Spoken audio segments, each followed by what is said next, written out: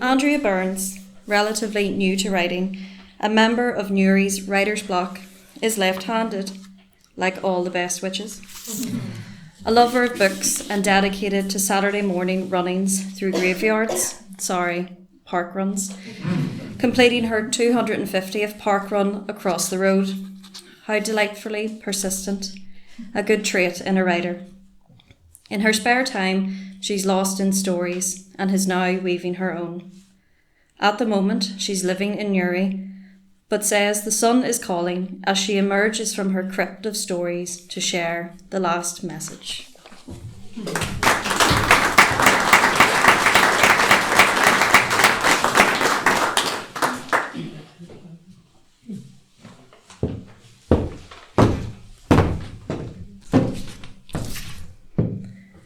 The last message.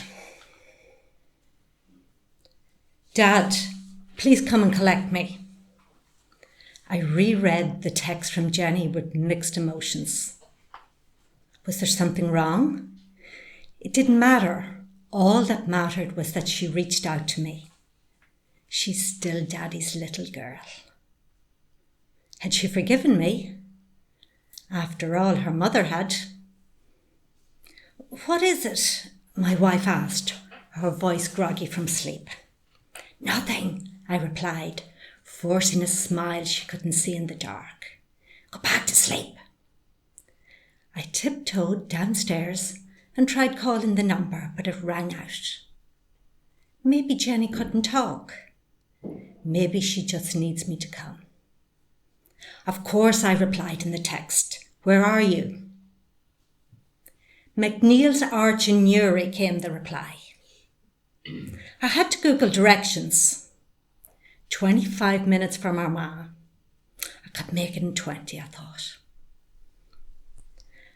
I'll be there in half an hour, I texted, and I quickly got dressed. I made it in less than 20 minutes. The 828 was practically empty, and I didn't ease up until I'd reached the arch. But there was no sign of Jenny. I drove back and forth, my heart pounding, scanning the shadows for her. Eventually I parked with a good view of the arch, sent Jenny a text, and waited. As I waited, my mind drifted back to the last time I saw Jenny. The day she turned 16, she stormed out, spewing hateful words, cursing me and her mother. There'd been no contact now for nearly 2 years. But now she's reached out. I was so excited about the thought of reuniting. Her younger Sally missed her so much. I was deep in thought when I saw a figure at the side of the car. Jenny! Jenny! I called out. But as the figure moved closer, I realised it wasn't her. The figure was smaller. A child. She walked slowly to the front of the car, her movements unnatural, stiff. When she reached the arch, she stopped and stood there, eerily still. Bloody hell, I thought. It's 3 a.m. What's a child doing out this late?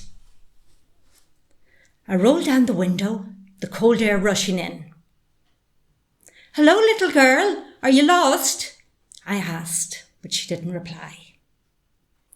She just stood there, a shadow in the dark. I stared at her for what felt like minutes, waiting for her to move, to speak, to do anything. But she remained silent, a statue under the arch. I shook off the unease creeping up my spine and I turned on the ignition. I had to get closer, make sure she was okay.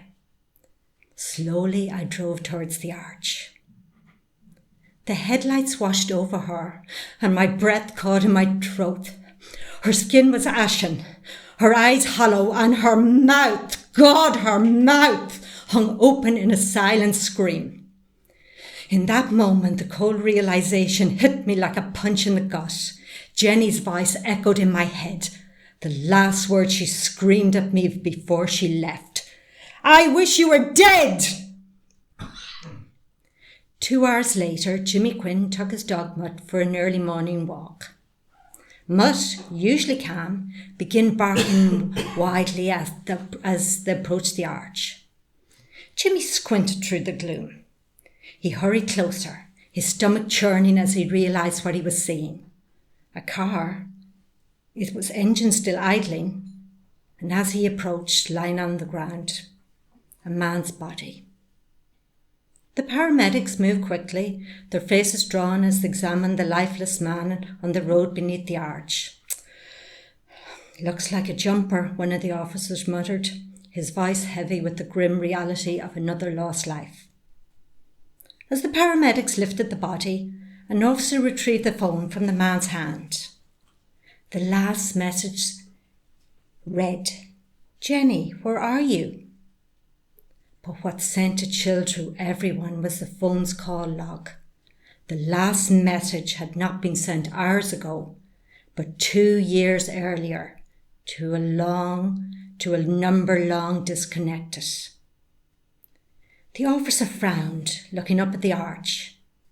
The mist clung to it like a shroud, and for a fleeting moment he swore he heard a whisper, "Daddy, I'm here." But when he looked again, only the cold wind whispered through the arch.